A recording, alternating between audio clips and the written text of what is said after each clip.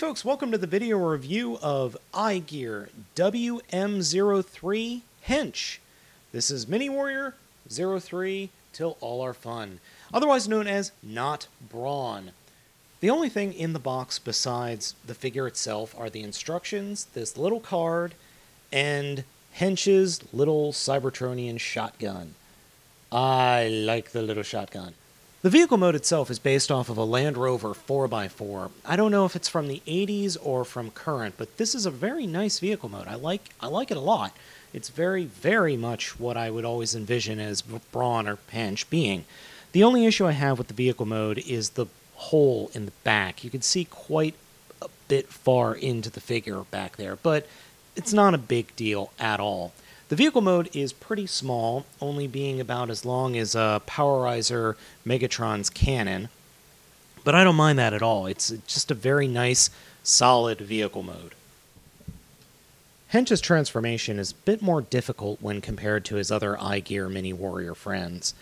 To start with, we'll open up the sides here, fold them forward like a Lamborghini Countach, and then we'll reach inside and pull out the entire sides of the vehicle. Now this is where things get a little weird, because what you have to do is you have to fold these two halves together. So we'll just have to kind of fiddle things around and kind of just move things around to get them folded together, like that. And then fold it down to form the legs. So what I do is I try to pull it down and then just get it so that you can actually close the leg up over the hinge there. And what you just saw me do was completely screw it up. So what I'm actually going to do is pop the ball joint off, which you're really not supposed to do, open it up again, and then turn it correct to the correct way, and then close it up and reattach the ball joint. Now, I realize you're not supposed to do that, but it's just the easiest way to do it, especially when you screw it up. And that'll lead into something we'll talk about in a little bit about all the ball joints. Next thing you're going to do is take the rear of the vehicle, fold it up, and fold out the arms. And then fold the rear of the vehicle up into itself. Now you can do one of two things. You can either A, leave the doors open like this to be a more G1 look, or B, you can fold the doors down. Though that does limit the posability of the arms a little bit, so he can't move his arms back all that much, but I just like the cleaner look. And then we can attach the gun.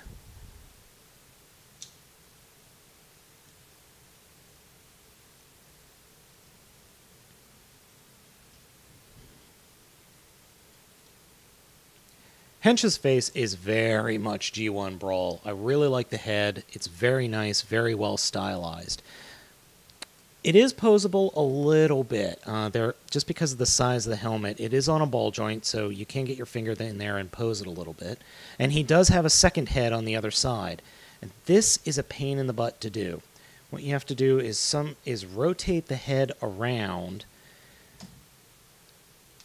and there is his more accurate G1/Outbreak face. The rest of the figure is pretty posable. Legs are a ball joint in the knee, ball joint at the hip, ball joint at the elbow, ball joint at the shoulder. Now the left shoulder, the right hand shoulder, well actually, no, it is the left shoulder.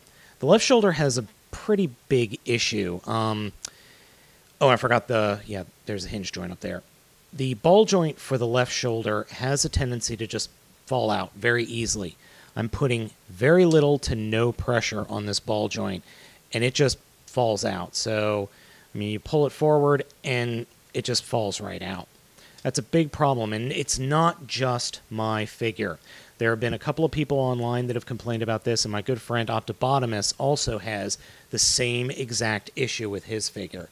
And we got our figures from different places. I got my figure from TFSource. I think he got his figure from not TFSource. But overall, I like the robot mode. I think my only complaint would be, I mean, other than the arm, is I would like to see a little bit more paint. But that's just a personal preference. I just like to see more paint on this guy. As I said, I like the robot mode, but something you do need to be aware of is the figure is rather top-heavy. All of this stuff from the vehicle mode does make him pretty heavy, and the feet don't have any heels, I've noticed. It just goes straight down, so he is going to have some standing up issues. Not a huge deal, but it can get in the way. Well, I've had to refilm this little part a few times, because while the turntable's going, he has a tendency to fall over. Transformation back into vehicle mode is pretty easy, so we'll start by removing the shotgun, putting that off to the side, folding up the back wings, or the wings here, and fold out the rear of the vehicle. Take the arms and just slide them back, make sure, and I like to make sure that the ball joints are pointing in, so and then just kind of bend them down like that. So turn that, bend it in, and fold the back down over the fists, then take the legs, and I like to fold them forward as far as they can go, and then pull the legs apart, and that connection is very tight, so just be wary. And just kind of fiddle with the ball joint until you can get it lined up.